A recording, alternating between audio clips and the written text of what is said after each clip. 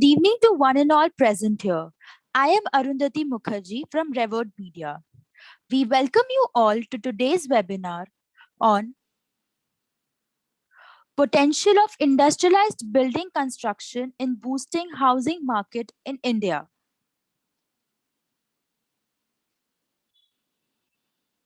This webinar is jointly organized by Builders Association of India, Mumbai Center, and Civil Engineering and Construction Review. This webinar is powered by Revered Media.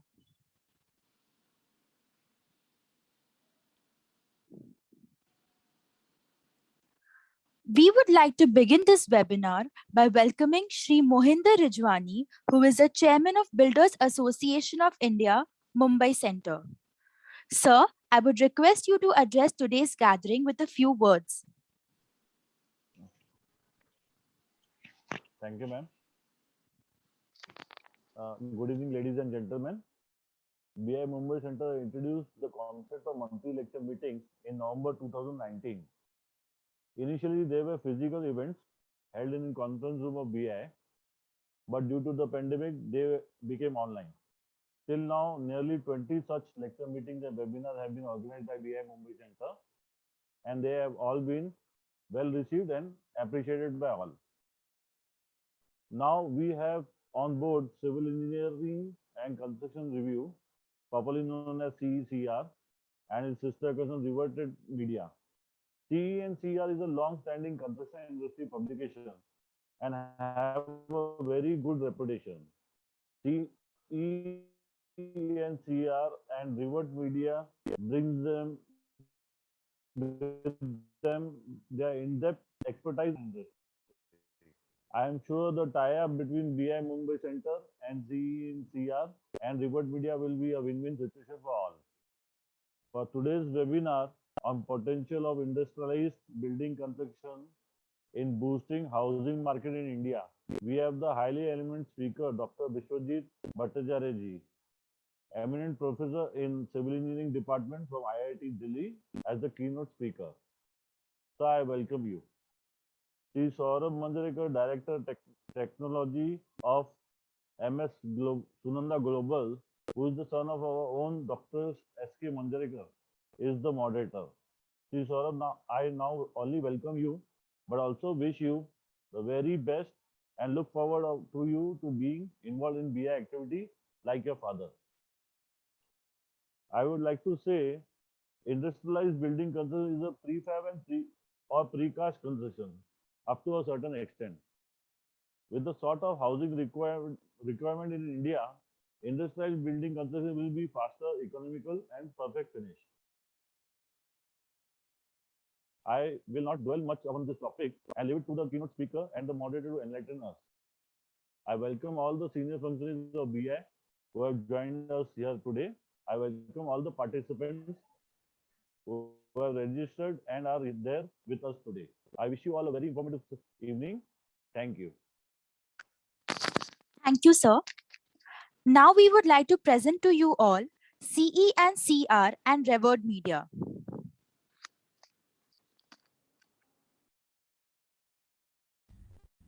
Civil Engineering and Construction Review, a leading infrastructure monthly on methods, materials, and machinery.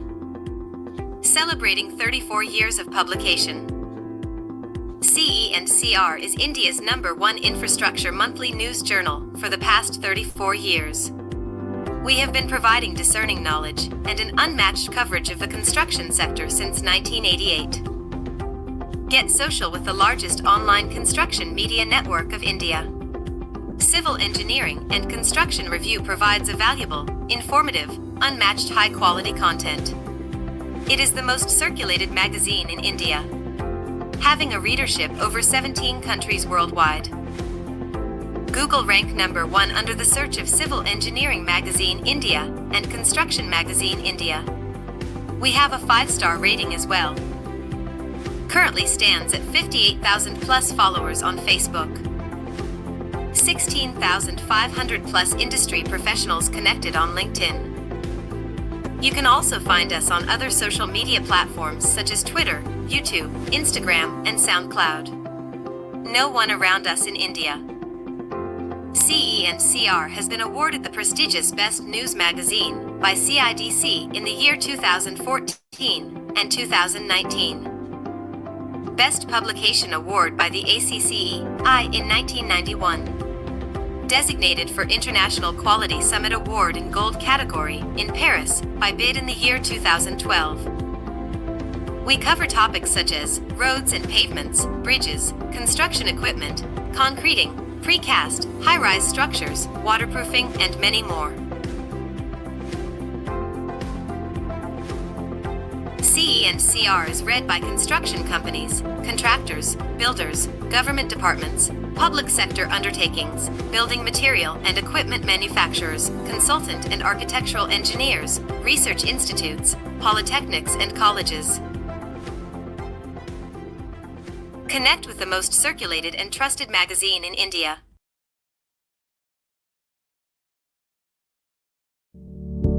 Introducing Revered Media, a 360 degrees logistics solutions of business events. Who we are and what we do.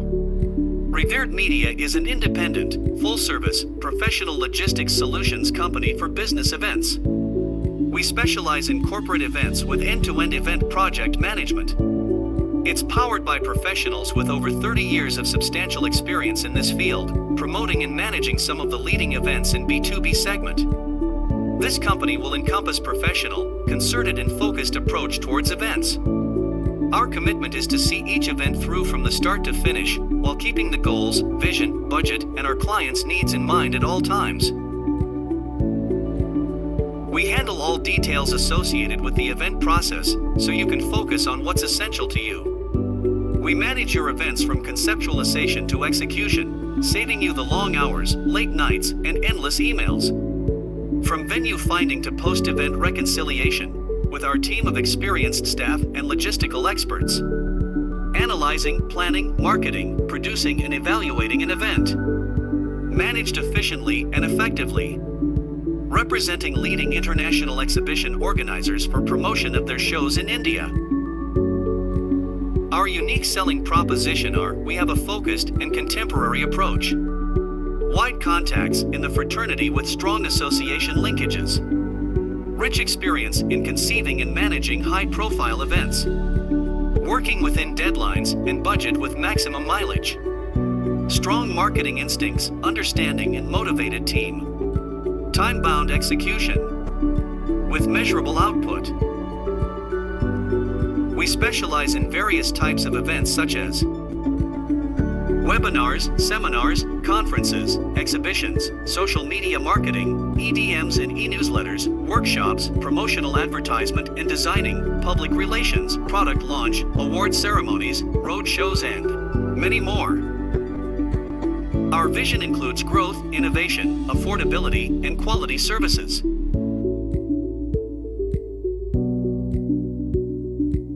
Contact us and join hands with Revered Media.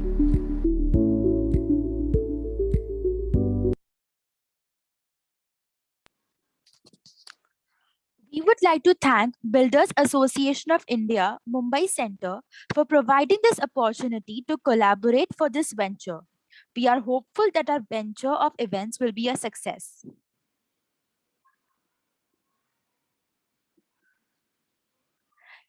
Introducing to you all our moderator for the day, Mr. Saurabh Manjrekar.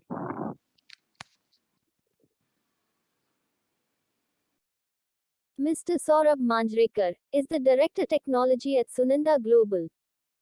He has worked at Sunanda for 10 years. Here, his specific focus is on developing sustainable solutions for large industrial and infrastructure projects, besides overseeing the company's global operations from its Dubai office. He is an expert on corrosion mitigation in steel and concrete structures and is regularly featured as keynote speaker by apex industrial bodies such as Confederation of Indian Industry. He has delivered over 60 lectures in more than 20 countries as part of his technical knowledge dissemination efforts. Most notably, he was invited to be part of the American Concrete Institute ANSI and ISO joint initiative of ISO TC 71 for making a unified umbrella global code for concrete. Mr. Saurabh's papers on sustainability, corrosion mitigation and soil stabilization have been published in reputed national and international journals. He has received various awards such as Innovator of the Year Construction Chemicals in the years 2012, 2013, 2015, award by Department of Chemicals and Petrochemicals Government of India and FICCI. American Concrete Institute's Young Member Award for Professional Achievement 2020.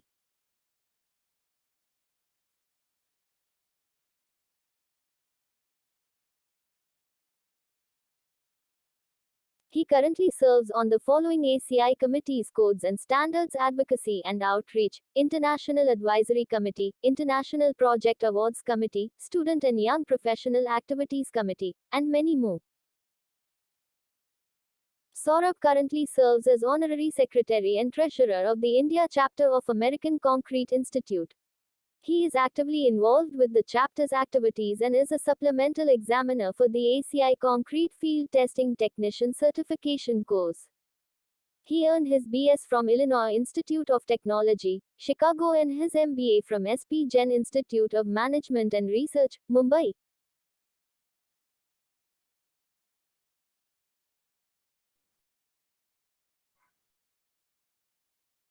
Thank you for that introduction. I hope all of you can hear me clearly. It's a pleasure to be here with all of you this evening, and a great effort that BAI and CE and CR are doing together for the industry at large. The topic today is one of the most relevant and interesting topics, typically in the current times of the COVID-19 pandemic, in terms of social distancing and lack of manpower, resources, and who better, or it's an honor for me to introduce Dr. Vishwajit Bhattacharya. I mean, who else could we ask to talk to us about this kind of a topic? Dr. Vishwajit Bhattacharya is a very eminent professional in the civil engineering fraternity. He is emeritus professor at the Department of Civil Engineering at IIT Delhi. He obtained his BTech honors from IIT Kharagpur, MTech and PhD from IIT Delhi. He worked with Messrs. Gammon India for 2 years after his BTech as well. He is a nominated fellow of the Indian Association of Structural Engineers and a member of several professional bodies, including ICI. He has been involved with a lot of academic activities with several international institutions such as EPFL, Switzerland, University of Dundee in the UK, University of Dresden in Germany, and Catholic University in Belgium. He is also involved with industry as a consultant and also in training initiatives. Dr. Bhattacharya has supervised over 172 MTech and 26 PhD theses till today, and currently is guiding 7 ongoing PhD research projects. He has published more than 180 papers in journals and conferences, and is active on numerous national committees involving DST, CBRI, BIS, NCCBM, etc. A biosketch of Professor Bhattacharya titled A Teacher and a Research Worker under the feature People is available in the August 2012 issue of ICJ, and also under the title Gems of Structural Engineering in CEFI. Dr. Bhattacharya is a recipient of the ICI Lifetime Achievement Award North 2012, and also actively is part of numerous editorial boards, including the Magazine of Concrete Research, International Journal of 3 Hours, and has been regularly invited as a guest editor for ICJ. So with that, with no further ado, I mean, I welcome Dr. Vishwajit Bhattacharya, and sir, we look forward to hearing from you today on a very interesting topic and relevant topic in today's times. Thank you. Thank you very much. Thank you. I hope I am audible to everybody, and Yes, I'm visible yes. as well. Yes, yes, you are. Let me share the screen.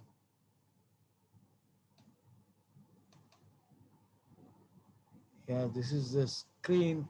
So is the screen now visible? Yes, it is visible. Right then. Okay, thank you. So let me go straight away to the talk that I have. Potential of industrialized building construction in boosting housing market in India. So basically, if you look at Indian housing scenario, this is based on census of India. These data are available. 33.29% are urban houses and 66.71 is the rural houses. But that was 2011 because census is yet to come. 2021, COVID has stopped all that. And the share of occupied and vacant houses are also shown. Urban housing shortage report from Technical Group 2012 NBO, and you find 2.27 million houses which are living in obsolescent, it's in obsolete houses. Non-serviceable kacha houses, of course, are also there. 14.99 million household living in congested houses, etc., etc. So this is a scenario, and this comes from total homeless people and so on from 2011 census. So urban housing shortage has been, and also rural housing, has been well recognized. And this is coming from the Technical Group. Shortages are shown, 7.41 million, different varieties of houses, EWS, UG, MIG, etc., etc. Economically weaker section, lower income group, middle income group as defined by National Building Organization, that is Government of India. So some sort of housing problem, 18.78 millions, according to government records. Well, according to 2011 census, 121 crores, that is 1210.98 million, urban 31.16%, and 78.48 million is the stock, right? Rural, urban, that's what is given. And actual shortage is much high because there are dilapidated houses. So there's a housing shortage that has been well recognized by everybody. And slums and squatter elements, of course, is very well known. Now, my purpose was actually we looked into a study by JLL, Jones Lang LASA, Mayank and Nanavati, their paper, and it shows that you have got demand and supply. That's what they are showing, share of demand and share of supply. And also simultaneously, they have written affordable capital value of the people. And if I join them by the lines, what I see is that, this is at this point, at this particular point, the demand reduces, but the supply, beyond the supply, takes over. That means you've got a lot more houses in this zone, demand is less, and actually they're vacant. So that's the scenario. So if you're, so that's what, so this prompted us to look into, in fact, there's something else also, housing for all schemes and all that came. So since in the very initial phase, as a part of IIT Delhi, I also had an opportunity to attend one of the meetings on housing for all. And I thought housing for all should need more, more kind of a investigation and study. And we did a study. Of course, one of my students did. Two of my students' work I'll be presenting. So demand line is shown here, supply is shown here. You have high demand on the lower side, lower supply, and obviously vacant houses, plenty. So let's see what is housing affordability, because it is that level, that is that sector where you have got a lot of demand. Can this market be attacked? We'll see that. That's what we're trying to see. So affordability has been defined as the ability to purchase and retain adequate amount of habitable space with access to basic amenities, absolutely basic maybe. This is from international literature. We did a survey, and the literature survey of affordability starts with uh, Adam Smith, Engel, and Frederick Engel, and all that, old economists and socio-economists to recent time even. So therefore, there is very much it is there. So it was thought that 1 week's pay for 1 month's rent. Now, if somebody can pay the EMI as rent, then one will be able to buy the house. So effective ratio of housing expenditure to income works out to be nearly 0.25. That's what there. So this should be linked. That means, and this is the one thing. That means that somebody who can afford a house, by the way, not to be given by anybody. It should be linked to poverty line basket, because poverty line basket is one which is related to nutrition. So one just getting the nutrition, able to spend on nutrition, is not going to buy a house. No way. Not even going to retain it. So I call this as, we call, not I, it's already there, poverty line basket, PLB. The literature calls it. PLB includes household requirement for nutrition. And then it has been, in fact, this is the literature from which I got. They took it perhaps from Western Standard, that you need additional 2/3 of the same for other necessary expenditure. Which means that you need 1.67 times, this is the PLB, poverty line basket, plus 0.67, 2/3. And if you have more than that, that means 75% is this, then extra 25% you can spend on paying rent or even for paying for a house. So divide this by 0.75, we get 2.23 of PLB is the income required to afford a house and retain it. That's a fundamental. So therefore, those which are above this line will form the market. In addition to this, there are other issues like livability. Transport is one of the things. Workplace, employment opportunity, that plays a role. And this may affect the, for example, if the travel expense is too high, it may affect the affordability. One thing I have left out is the land cost here in all this, because land cost is very highly variable, and quite often it is jacked up because close to the urban area, close to work and things like that, that does, those kind of factor effects. So traditional materials and community involvement in community housing have been attempted. And the Chinese and Brazil, they have demonstrated some innovation blending modern techniques with local material for successful affordable houses. But that's limited. That's not very great. That cannot happen in a big way, right? Sorry, that cannot happen in a big way.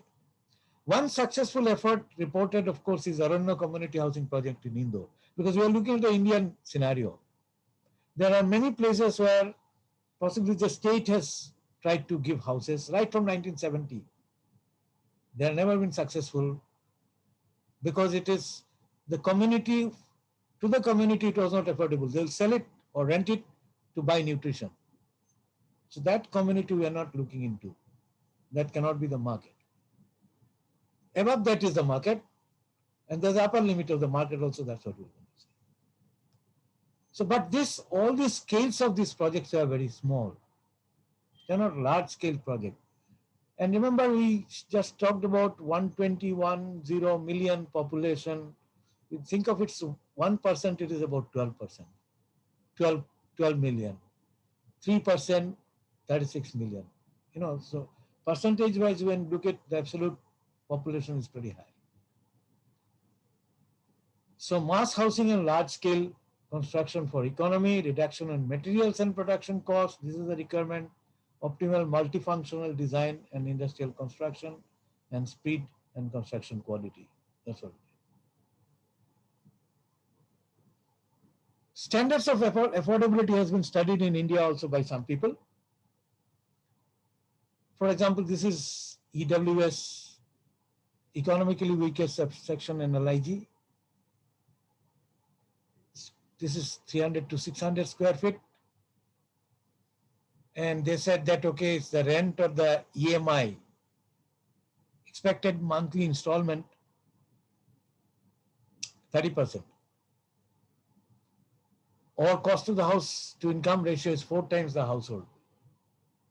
Annual income, MIG, 1200 square feet and above, 40% of the household gross monthly income should fall to the rent or estimated monthly installment, 5 times household gross income. So, five times household gross annual income they'll be able to spend onto the house. These are the kind of reports available, standards are available. Below poverty line, of course, they said it's 2690 income category in rupees, and EWS should be per capita or whatever it is. I don't know exactly this, but these are the data that we could get hold of. Affordability to pay rent, affordable to pay cost of house, multiple annual income. There's only one income, this one is there. The median multiple is a ratio of the median of the house prices to the median of annual income of a house. That means median means 50% of the time. If you have a lot of data from annual income of houses, so from that ratio also, some people have earlier calculated. And based on that, this Deepak Parekh task force did 5 times annual income, 5.1 times, then severely if it is 5 times, people will not afford it. If it is 320, they'll afford it. Anyway, we thought we'll look into this in more systematic way. And that's why we did this literature review. So monthly per capita income expenditure, based on that EWS, that's what been suggested, and total shortages has been shown in this ranges, right? MIG and so on. So what is the shortage? Housing shortage in millions, estimated number of households existing, in household in 2007, shortage also is this. So percentage shortage is 99% and so on. So similarly, income level, size of dwelling unit, these are from Government of India and so there's some source from which one can get it. But I'm not really interested much in this. The minimum requirement is a minimum requirement is based on just hygienic condition, livable. You don't have to have great comfort, but you can design them for thermal comfort and things like that. Sanitation and hygienic issues, that should be there. And carpet areas for LIG SAT, this is what it is. So this zone, there are a lot of vacancies. Cost of house such that EMI does not exceed 32%, that's what I said earlier also. And it should be located within 20 kilometers of major works place. That's what it is. So goes to a little bit of city planning as well. But anyway, I'm not really looking into this. Is our literature survey we did to look into. So basically what we thought was that realistic market survey from all this should account for expenditure capability. So affordable housing lies above this PLB of expenditure or 2.23 PLB, poverty line basket. The PLB values we could collect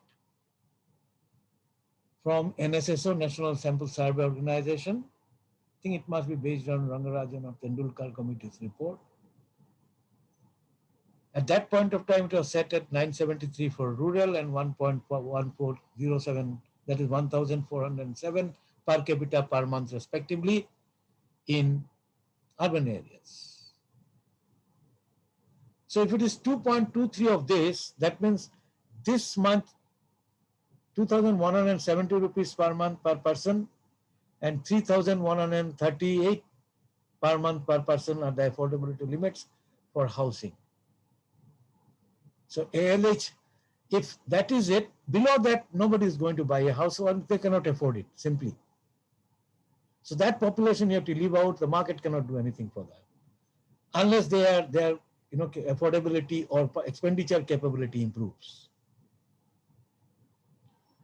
So with less expenditure capability, house given to them externally likely to be disposed of, double F should be, or of in chalega, in sale or at best on rent, because they'll buy other things which are required, maybe nutrition. So give a house doesn't solve any problem. And this has been tried and this didn't work. Instead of self-occupation, house will be used to trade off for necessary expenditure on the minimum calorie intakes, basic amenities, and other more important primary needs. So that population you have to leave out. And we have to find out how much is this population. And we have to find out the upper limit of how much is this population. So we are trying to relate the EMI, estimated monthly installment, to the fraction of population that's available state-wise. Actually, we have done, although I'm going to show you, for the whole country. So maximum feasible number of housing units fruitfully affordable for people in a given region is population having an expenditure capacity greater than affordable lower, affordable lower, what we were saying, affordable lower limits for housing. Affordable lower limits for housing. Also affordable expected monthly installment or estimated monthly installment should be 25% of the monthly income. And that's why this 2.23 comes. There's an upper bound. The reason is why there's an upper bound. There's an upper bound because there's a lot of places where there's surplus. That's what we saw through that graph. The demand coming and the supply is there very much. So there are a lot of surplus, and that's the upper bound. So if somebody is looking only for the costly houses, new houses are not going to get, they won't be sold. All that it can sell is, of course, a few can sell with a lot of gadgets, because modern gadgets, electronic gadgets, a lot of intelligence system and things like that are coming. So if that is the thing, already existing houses, you can retrofit to those, they can sell. But otherwise, the market is very limited. They'll sell, but the market is limited. And that's why there is a real estate, I believe real estate market is not really possibly expanding as it was expected. So we have taken expenditure capability of 2011 census, and it is available in terms of monthly per capita expenditure, MPC. I'll call it MPC from now onwards. So, expenditure capability is easily available in census. All census it has been available. And that's what I came to know from my friends in the humanities department, economics, and that's why I picked it up. Because I thought, there's something, there is a fraction where it is affordable house and where possibly there's a market. And below that, if you say housing will be there for those people, it's not going to be there. You might give them a house, they'll sell it off by nutrition or something else, or rent it. So maximum feasible number of housing units fruitfully afforded by people in a given region should be population having an expenditure capacity greater than, this is the same one coming, upper bound I just said. So this is, yeah. So this would fit it for Indian population based on those expenditure capability, that data that was available to us. We have just fitted the curve for all the country. That's the cumulative percentage. MPC stand for monthly per capita expenditure capability. Per person, so per person per month. And the blue is for rural, this is for urban. This is available for every state also.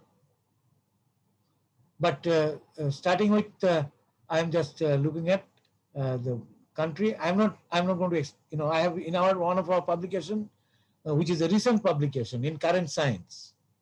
It's a journal, it's a very well-known journal published from India, Indian Academy of Sciences, Bangalore. From there, they publish it, and it's well-known internationally. So basically, it is there it has been published, and I'm just giving a part of it here. This is for rural. This is for rural, right? So few states I have just taken, looking at this value as highest. I mean, it might just be happening that, so all that, let me explain it a little bit, because otherwise many of you may not be science engineering background at the current level. You might have studied it earlier. 95% of the population having expenditure capability per person less than 6,500 per month. 95%, but 5% is very large. Remember, 5% is very large in absolute number, maybe population of many countries. So don't get scared. Oh, is it 95% below 5? And if you see rural, it is 3,000, right? So that's what it is. All right. So let's see. This is, I picked up the maximum value. That's of all the states. That was Haryana showing this extreme 12,000. It might be all jolly well for places like Gurugram, but doesn't matter. I'm not bothered about that. Which is the highest I picked up? They're all there. This is rural, something like this. And I also picked up, nothing against any state or anything of that kind, just for the sake of showing you that I have graphs, similar graphs for every state. So I'm taking the range, extremities. That's what we do in science, scientific experiment. So Bihar had 3,500, and this is how it is. Other states falls in between. So that's the kind of, so these curves can be obtained from the census data. And then this is cumulative, 95% below. So if I want to find out what is called percentage of population at a specific MPC, then these are called all India again, percentage of population. And I have to take an algebraic term called log. Some of you might be familiar with this, because you see it varies from 500 to 5,000.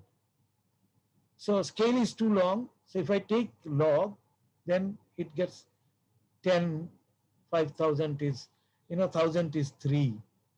And 10,000, log of 1,000 base 10,000 is 3, 100 is 2. So they get scaled down actually. Logarithmic, algebraic, well, anyway, you have to bear with me. This is a little bit of algebra will be involved, but not much. I'm not going to that. So differential or, at individual log of these values, MPC, how much is the population percentage, that could get it. But I'm not going to talk about this anymore. But even that was not enough for me to do the scientific exercise. This log MPC was too small. If you see this log MPC, this is of course 10 log MPC multiplied by 10 I had to do. If I take log of 3,000 I get 3.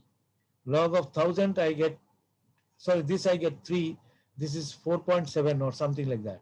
100 I get 2. 10,000 I will get 4. So they are small numbers. I have to multiply by 10. And that I call as E. 10 multiplied by log of MPC. I have devised my own scale. And that you must be hearing, some of you must be hearing about noise, dB, decibel. And that's also in logarithmic scale actually. Many things is evolved actually varies over a large range. And then, and also, possibly there's more. I don't think I'll go into the physics and maths of those ones. So I had to take it algebraically. Many times we do log, right? Take log, and that's what it is. So E, I'm defining a variable, new, I'm calling it new, which is related to MPC. So E versus when I plotted this population, cumulative, the earlier graph, I plotted it now with respect to this, and I get the urban like this and rural like this. This percentages remain same. I have not changed this. Only these values have become now 38 instead of something like 7,000, and this has become 28 instead of something like 500-600 or whatever it is, right? So this is how it is. This is how I just changed them to this variable, and this is, I can fit a curve to this equations. Those who are from arts background, they may not understand, but you must have all known in management science also, if there's an independent variable, something else, for example, uh, number of webinars now happening in this month may be a function of COVID severity or something like that, number of COVID cases. So we relate things. So in physics, of course, science, maths, including concrete science, we do it quite often for many things. So these relationships are available, and this we could fit into a relationship. I'm not going to tell you how to do it, not interested. But we used what is called, there is a software called CarbExpert that will give you, Excel will do many things. Not many, maybe, and may not be a complicated curve. So you could fit a curve, P is this, fit curves to this. For each state, we have found out this, A, B,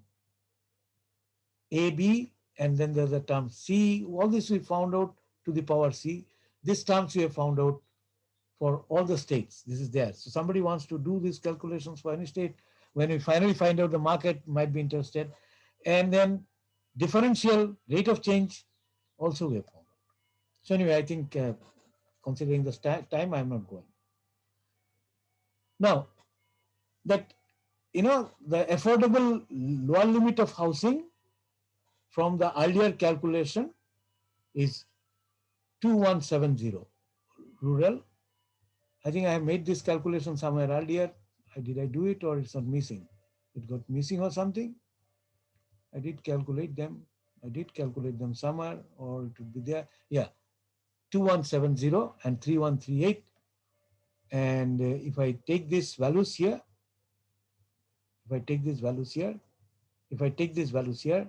then, and take E, calculate according to this, then E comes out to be 33.4, and for urban it comes 35.4. So this 33.4 is here, 35, and therefore, you see, 89% of the population may not be able to afford a house in the rural India. And by 2011 statistics, census statistics, and 77% of the population of India may not be able to afford a house. But 23% itself is very big. So 33, that's what I'm saying. Population works to be 89 and 77. And thus maximum available market for housing would be 11%. And 23% urban population of India as a whole. Now 11% means 14 crores, so more than 14. And 23% also would mean double of it, 28 crores. That's pretty high. There's a surplus supply over higher income population correspond to monthly income per capita expenditure capability of 8,500 from that graph that I showed. And if I take per capita income, so this was per person per month, monthly annual family income is 5,01,000. They're the people who might be having a house already. So what we do is, this population are not our market. So 99.8% of rural population have an income lower than that. That means most of the people have income lower than that. That means my all 11% is available as market.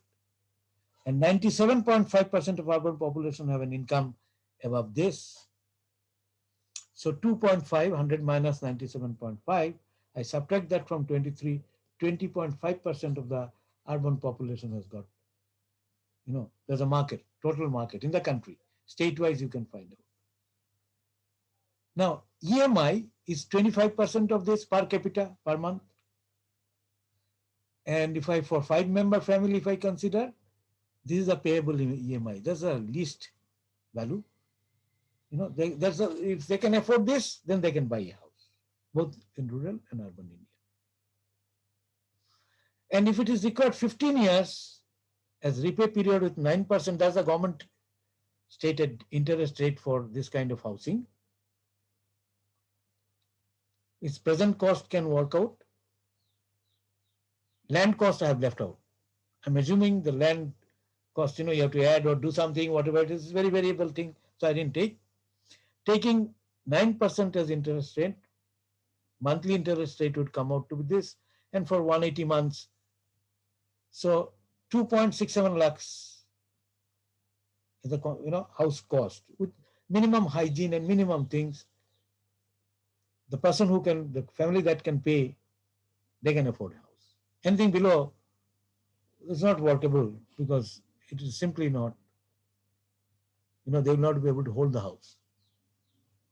So this is delta P0. So my market starts from here, from this, the construction and, and accommodation cost. And highest is this, that's the upper limit. And since MPC multiplied by 5 people into 0.25 is my monthly installment, thus MPC is 0.8 EMI. So EMI can be linked to MPC. EMI can be linked to MPC, and population can be linked. Population 0 is here, and anything up to maximum limit is here. So I can limit this, link this population, the market, that is the market available, to EMI. And that's what we have tried to do. Right? So population fraction representing potential maximum size of the market corresponding to small, that we can find out. Right? So that's what we did. I hope it is not, this is repeating. This is the last one. Yes. So delta P, P delta E calculated. So we actually calculate delta P above this population. And from our mathematical expression, we could calculate out and plotted the graph.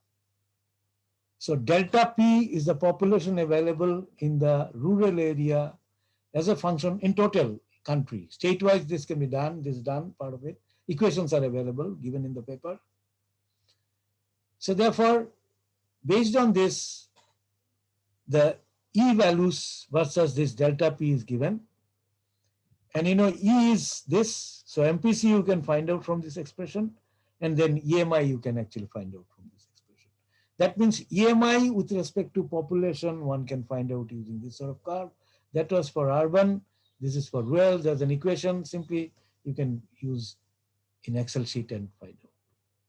So this can be calculated. So that's the first thing.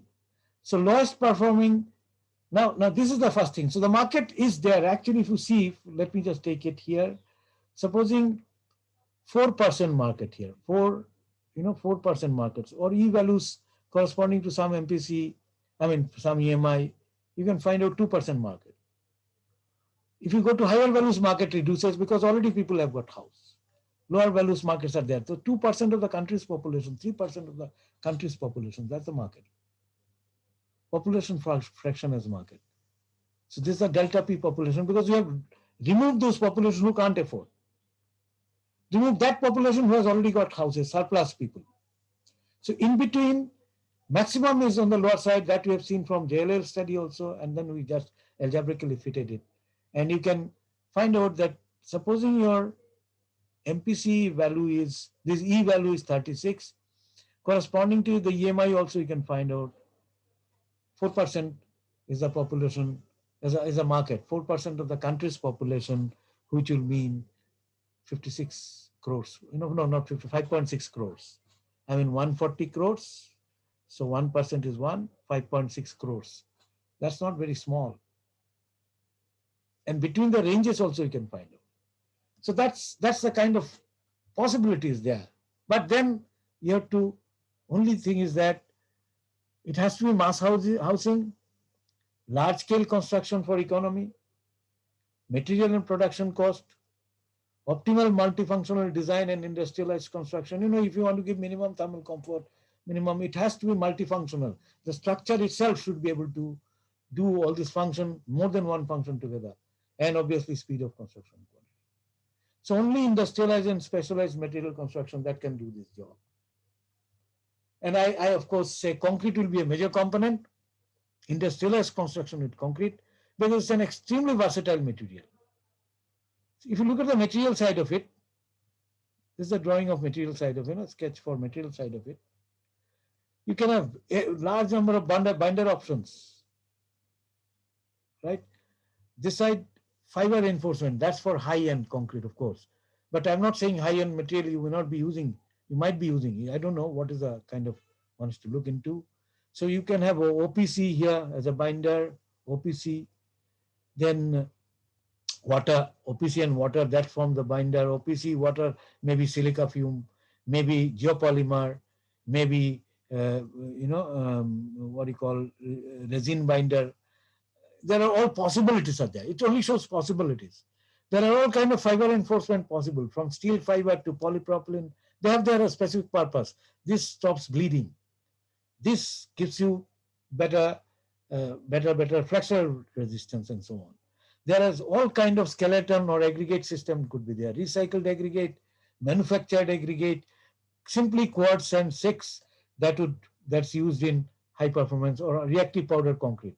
So you have actually quartz and 600 micron down, right? That's what you use together with OPC with silica fume binder and some sort of super plasticizer, hyperplasticizer, and steel fibers might give you this. So you can see that range.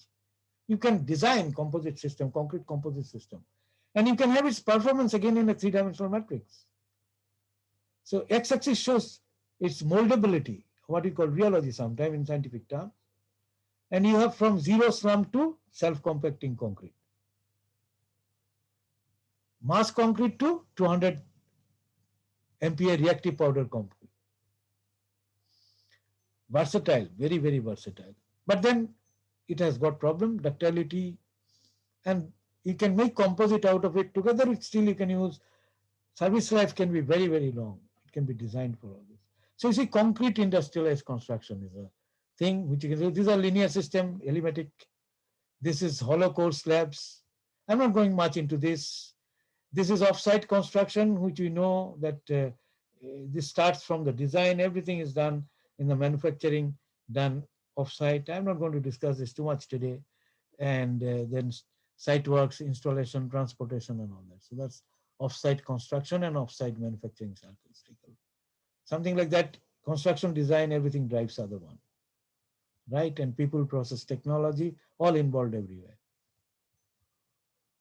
Examples, plenty. Precast concrete structure being assembled. This has been, some of these are being done in India. It's not that it's not done. 3D modular, steel modular, increasing construction efficiency through modular, because examination of construction performance. Obviously, capital cost is high. Labor skill, I'll talk about this quickly. I don't know how much time do I have. Extent of breadth of the, so I'll take about 15 minutes, 10, 15 minutes, not more than that. If that is there, hope it is there. Is this there? Is the time there for about 5, 10 minutes or so? Yes. Mr. Pravir? Yeah. Okay, I'll go ahead. So quality and all you'll have pretty, you can control. Cost is reduced because of individual cost will be reduced beyond a point, of course, called break-even point. There are plenty of benefits, shorter construction schedule, greater degree of predictability, and so much. You will get plenty of literature on this. I'm not going to talk about this. So useful parameter is, of course, labor cost, material cost, and plant cost. There's something called C factor. This is there in one of my article in CCR, right? This is there in PK. So something called C factor, cost of skilled labor, cost of concrete delivered at site, the ratio. And another is P factor, cost of a crane. This some or other has become a picture. I'm not able to edit it. So cost of hiring a typical crane for a day and cost of 1 day skilled labor.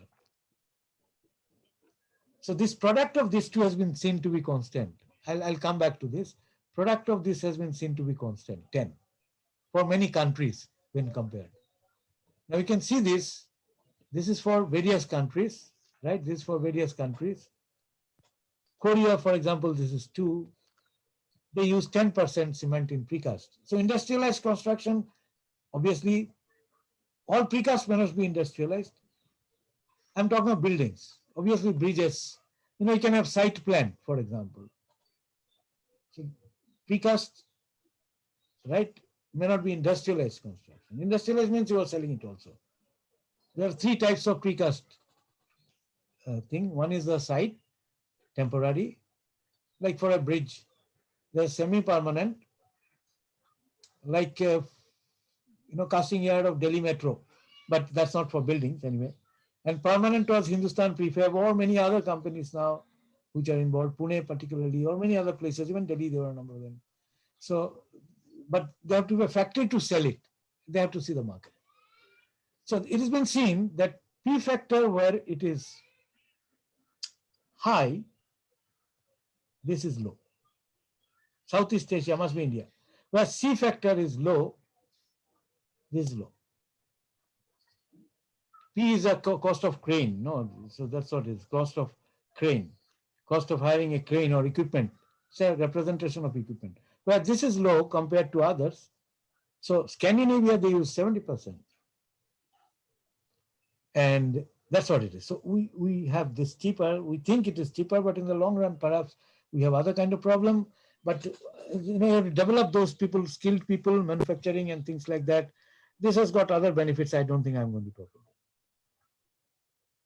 Wages vary. Cost of concrete doesn't vary much.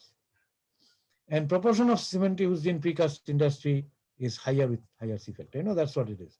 This proportion of cement in the construction, precast industry. So this PC has been seen to be 10. And if we have to improve this, we have to see that possibly, indirectly, perhaps somewhere somebody, the state or consortium of people should train people. Cut down on the unskilled people. Increase their skill. So that they earn more, but then earn with using a machine.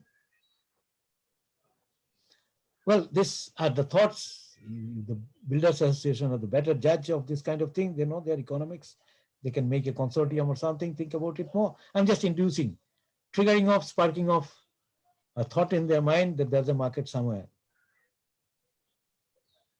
Other thing is that cost increases as house area increases and quality increases. Quality may be even specification sometimes. So you see the cost increases when square meter increases per house. But then we are looking at affordable housing only. It reduces when this reduces. And when you improve specifications and quality also improve, but quality is as a minimum quality you have to maintain. So that's also increase the cost. There are some fixed cost. Outside, there may be something more. Anyway, this is from their work. Actually, industrialized construction can cut down on supervision cost, 19%. Logistic, 22%. So the cost reduction can be there is possible. So economic gains, saving of cost, non-economic gains, as creation of additional usable space, etc., etc. Shorter construction would enable shorter construction time will enable realization of rent. Higher flexibility in building design, and you can combine, the functional design with the structural. Aesthetic, etc. can be also handled. So there are grading, which type of alternative, what is a benefit, might be a subjective, can do by management tools like analytical hierarchy procedure, you can find out weightages.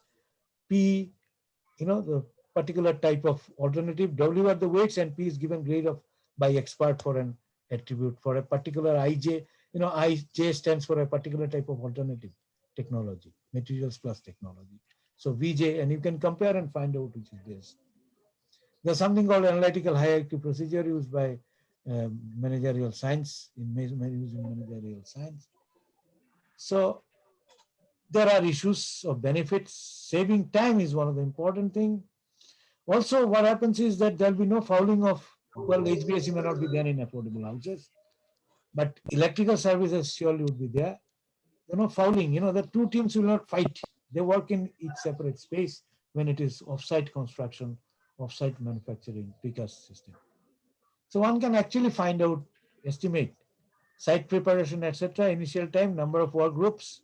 So if M is the number of work groups, N is the number of modules you are operating on, K is the maximum pace in days. That means This group 1 might require 7 days, 2 might require 10 days. So you take the maximum. So, and you can calculate out K is a, pace is same in days per module. You take the maximum and work sequences by group. So you can actually find out the amount saved would be related to delta T time saved. C is the project cost, right? So interest rate also you can bring in, etc., etc. Better quality, standard deviation is lower maintenance cost, longer service life, and even you will save on your cement consumption, therefore cost, because you'll reduce on the standard deviation. So there is a break-even analysis required, optimal capacity for your capacity. If you go beyond capacity, there's a problem, right? So you see this is the fixed cost, and this is the revenue increases in this manner as your product increases, and the cost increases. There's a fixed cost for cost increases, but cost per unit finally would reduce when you produce a number of them. Similarly, benefit per unit, profit also can increase if the price is fixed. So anyway, this is this is anyway getting recorded, so you'll have the slides. So average unit production cost, etc., is given. So we did some, global. Okay, this is the last possible one. Those Finland uses maximum. Scandinavia is saying. India is somewhere here. Percentage precast consumption worldwide. If you look at it, Finland is maximum. Germany, then Russia, UK, etc., etc. So we did some studies for economically weaker section and took the HUDCO and CBRI's building plan. I'll quickly go through this because I think I have nearly 1 hour I would have finished. Total area. So what we did was, I think I'll not go into details of this. Total area is 628 meters square. Thickness is there. We thought hollow core slabs one can use. Size of the bed we took is this. This is typically the one that I think Limatic supplies. Perhaps there are 1 or 2 plants around Delhi, close to Rajasthan border, and there is one in Noida and all that. So my students were collected from either from those places. Yeah, I think he collected from those places, and some of those data might have been from L&T. So all this are there. So so based on all this, the cost is calculated. Price of the extrusion machine, cost, etc. Variable cost have been land rent and everything is calculated. And then the cost of cast in situ RCC slab when we calculated, right? And total fixed cost required for hollow core slab we looked into, and we tried to find out only slab part we are looking at in this break-even analysis. Then separately for column. So we find out the precast slab cost initially, production per meter square as it increases. The cost beyond this point, this break-even point, actually it is lower. So we calculated, some of you might be familiar with break-even numbers or break-even analysis. So we found out through this 11,418 meters square, or if 18 number of EWS building, 4 storied or something like that. Then for wall, right, again, we did the same thing, same analysis, and we found out materials cost of partition wall, etc., we found out. And ACC block, AAC block, autoclaved aerated concrete block, we found out. And this break-even analysis we did vis-a-vis brick wall, and this is what it shows. So precast wall, this it could give. AAC block is here, and brick wall. So beyond this point, so you can find out the break-even numbers again. AAC is thermal insulation anyway. Similarly for columns, and details you have collected from site,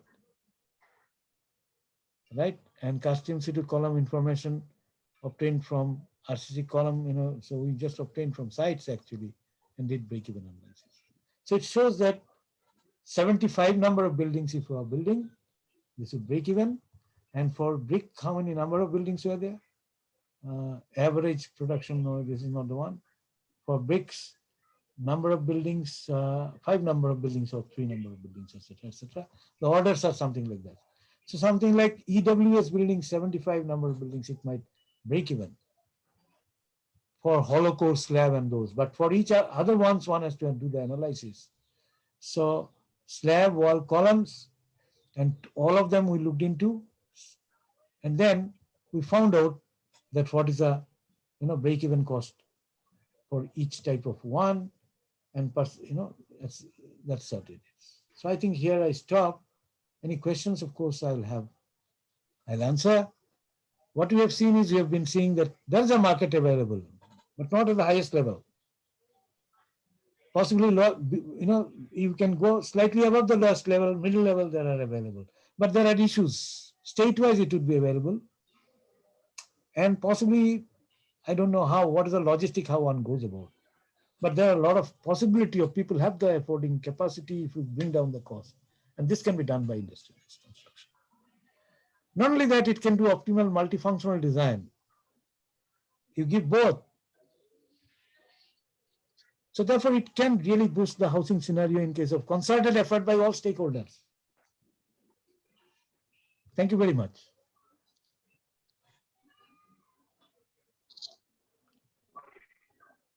Thank you, Dr. Saab. That was, a very, very interesting perspective. I thought that we were going to be here for a civil engineering presentation, but that we, of course, got quite a bit of that. But there was a lot of focus on the macroeconomic factors and why is it important. That's why it started to analyze that what is the current situation in India with respect to population, resources, affordability, things like that. So it was wonderfully sort of introduced, and then you got into industrialized construction and the importance of that for a country like India. So of course, I will talk to you as well. I would like to ask you a few questions as well. But in the meantime, if anybody else also wants to ask questions, you can type it into the chat box, and then I will ask or request Dr. Bhattacharya to answer those questions. Sure. Yeah, so Dr. Bhattacharya, now in terms of, you mentioned that in terms of Finland and Singapore and Russia and Germany are quite successful or at adopting industrialized construction or precast building technology. So could you please give us some insight on typically what is the number of floors or the number of stories of these buildings in these countries? No, they are going much higher, in fact, because their Okay. needs are different. Yes. But I am saying that, what I am trying to point out, that perhaps your market is not there to that kind of high-rise scenarios. There is another problem with the high-rise scenarios. I think we have done, I am not a policymaker, but this is my own understanding from building sciences, building engineering and concrete technology, science of civil engineering and all that.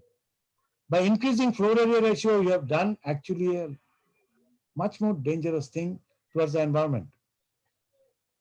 You have increased the car density, traffic jams, you have increased the pollution level. Even I'm not very sure, in Mumbai, the converting those textile mills in a systematic way to housings, did it do a really good job? Or we should have been sticking with the old planning concepts of satellite townships, Navi Mumbai and all that. So that kind of scenario, I think that planning, I don't think at least in Delhi, I find the moment they increase the floor area ratio, that creates a lot of problem. So people tend to, because they would like to, the prices of the land goes higher. Why concentrate people in one area? There's a good old Delhi's master plan. If you look at early plan, it had satellite cities. Gurgaon, now Gurugram, Faridabad, then Sonipat. Some of those satellite cities were converted into industrial cities by the state government themselves because they wanted to take the benefit of this. So then the NCR came into being. So my point is that one must look into an integrated approach. Whether I should go for high rise or not, that's $1 billion question. But I just only try to show there's a market somewhere. And it is not on the high end side. It is somewhere, not exactly absolutely on the lower end side. It was somewhere in the middle. And pushing up the FAR for growth or something like that, steel and cement consumption, I'm not sure that is the best idea. Although there may be, other kind of debates onto this. I was trying to do a computation for Delhi. Unfortunately, COVID came, my student couldn't go survey. How many number of vehicles increase would have taken place after the FAR increase and things like that. So high-rise buildings were there. You see the Singapore, for example, it has 6-7 story building, or maybe much taller buildings they've gone. But I think I'm not talking of that really. Okay. And something else that is I was particularly keen to understand is that, of course, industrialized construction, precast, pre-engineered buildings, steel structures, they all, of course, are coming in more and more. But also, typically, like say India or Singapore, we have quite a heavy monsoon or heavy rainfall. And that is why, of course, you talked about skilling, that a lot of focus needs to be on skilling also of the manpower. But I'll come back to that question a bit later. So what are certain tweaks or modifications or enhancements that we can do in basic No, see engineering the, design? yeah, Yes. yeah, no. So the approach has to be not only onto the structural design. You see, when we're talking of buildings, it's the most complex of infrastructure. You talk of bridge, it's only civil engineer, and transportation engineer finishes the planning part of it. And civil engineers will do the job, even if it is, obviously, if it is, let us say, it's a box girder RCC, PSC bridges, elemental, segmental construction, civil engineers do all of it. Electrical engineers would be there to maintaining the casting yard, electricity, and then finally they'll come to erect those electric poles, a little bit of here and there. 80 to 90% will be civil job. You come to hospital, not even 30% is civil job. HVAC,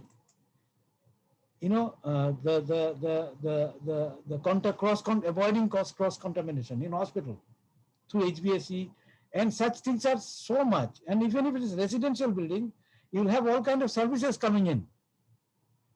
So it's different trades actually. So it's the most complex of all the structures.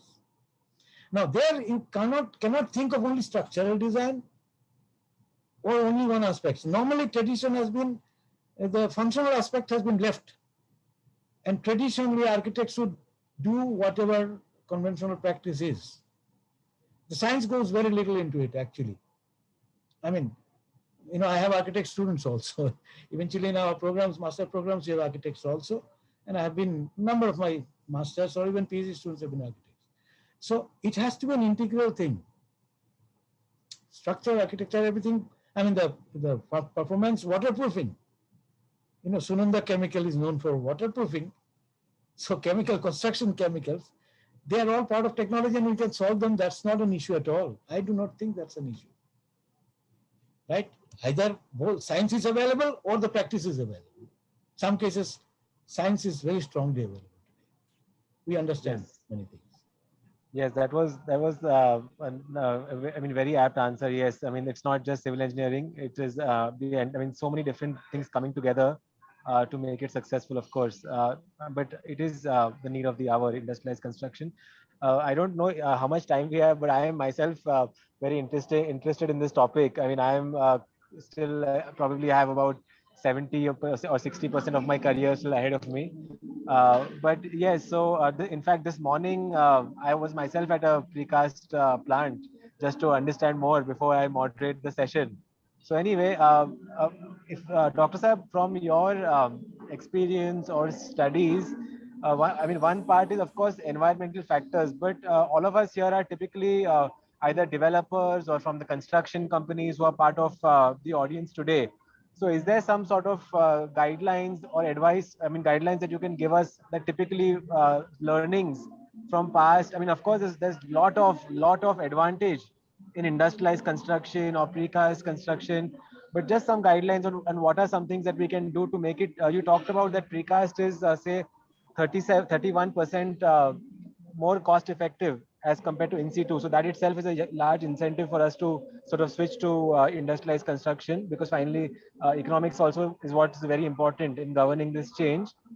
So I wanted to ask you two questions particularly. What can we do in order to ensure that, I mean, bring it to as successful as possible? Is our precast project, certain precautions that we can take, and apart from that, also in terms of actually achieving a 31% or more, or higher, I mean, better sort of cost effectiveness as compared to in situ construction. So if you could please shed some more light on that. No, my problem is, you see, the field data is not with me on these issues. In fact, I have Okay. introduced this to you, giving you to think about it. That's all. That's my job. Yes, Now yes. you think, if you have a problem, if you think that I can help you out, I can help you out. But at the moment, we started looking at, when I looked at some of the slogans of the good old days. So I thought that, is it possible to have housing for all in this country? That was the first question I was asking myself. Then I started looking into the census data of 2011. That's what is available. Unfortunately, 2021 data is not available. Somebody asked me a question. 2011-12 data I have presented because we did analysis on that. But currently, this is not, data is not available from census is not available. So really, I cannot look into it, right? But I'm not sure it would have changed positively very much. May not change negatively, but positively also not very much. It wouldn't have changed because percentage we are talking of. We're not talking of absolute terms. So population would have increased and percentages would have remained similar. Little changes here and there maybe, but the methodology is still fine. So I do not know how to go about to answer your question, that what is the advice. No, I'm sorry, I can't give you advice. I'm only asking you to think that there's a market somewhere and industrialized construction can give you. How do you do it? How the state helps you? How do you make a consortium of many of you to come in? That's your business. No, no, definitely. You have spurred a lot of thinking today. There's no doubt about that. Dr. Saab, actually, something else that comes to my mind right now is that typically in these COVID times, manpower was a big issue, manpower shortage. And that is where the immense advantage of industrialized construction is that since it is being sort of manufactured in a factory, there is some sort of reliability or in terms of timelines and things like that. So that's a very important factor. So could you, please, if you have some data, could you share some light on typically in terms of cost saving? You said 31%. In terms of time, typically, what is the advantage? How much can we sort of save in time in precast and industrialized construction? Often I'm not able to tell you, but it can. I have given you a formula to calculate out. Yes. Right. So it will depend upon the process to process actually.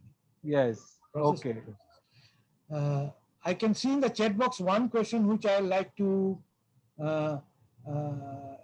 answer: unemployment. Somebody has put in, displace the manpower and increase the unemployment.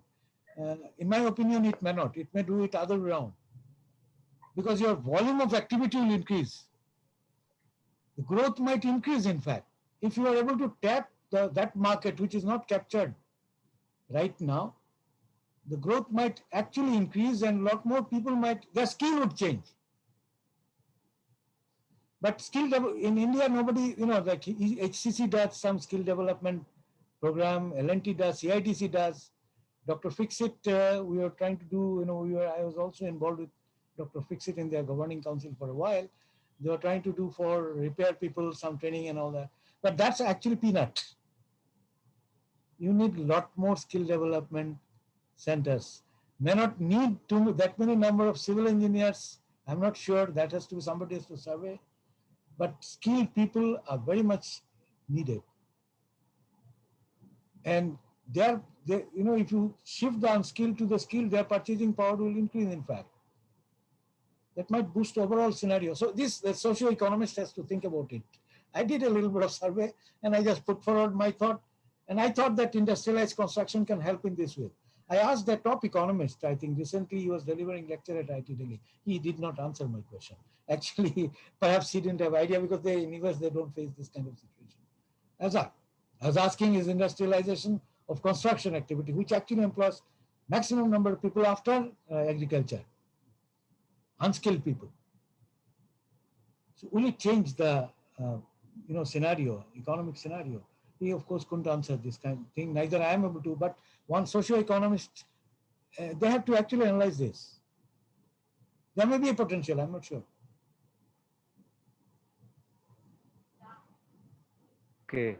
So, Dr. Saab, I think there are too many more questions for you, but we may not have enough time.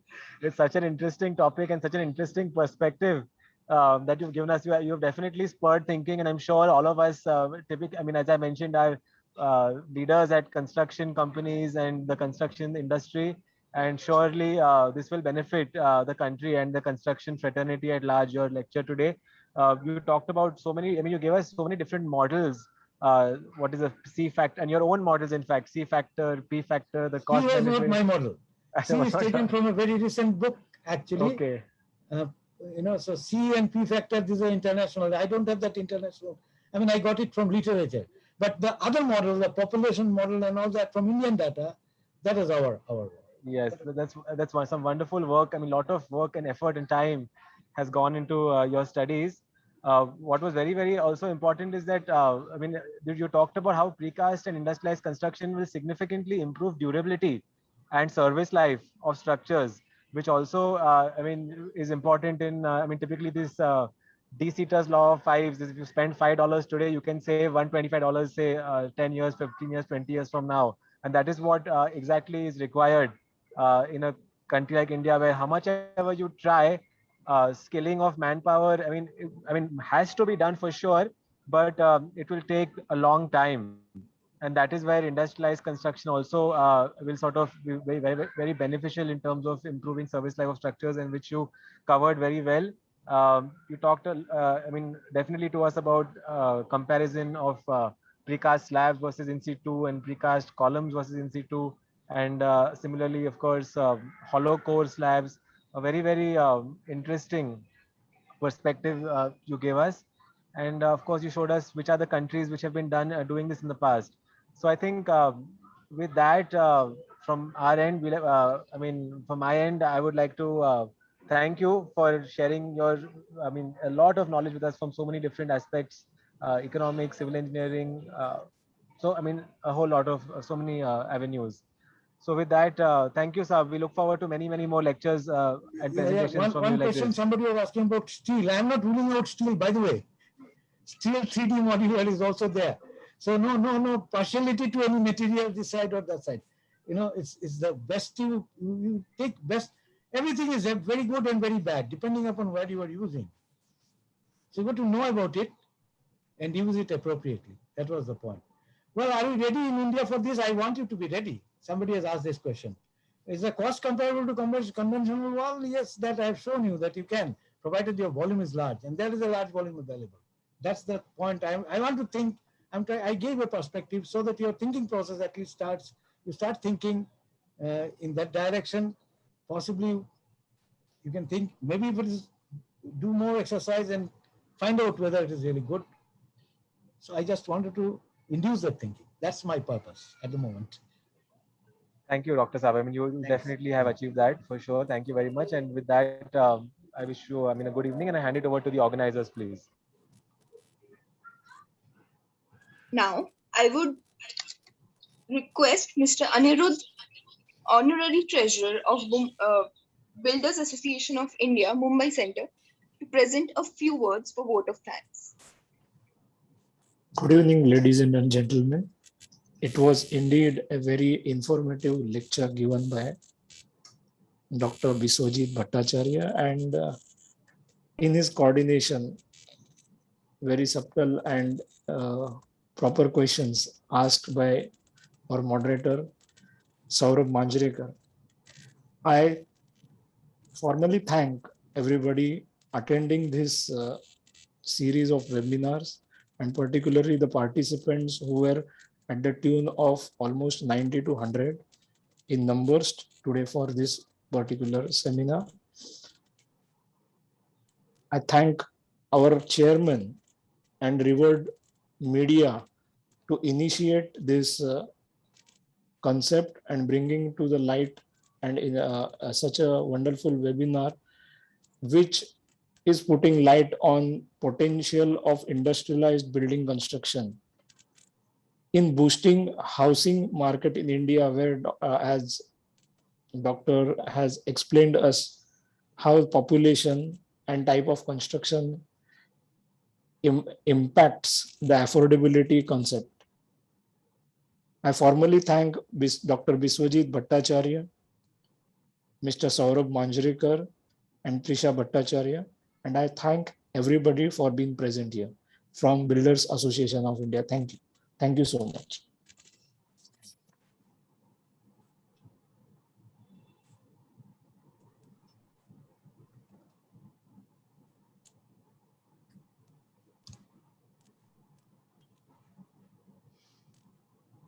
Thank you.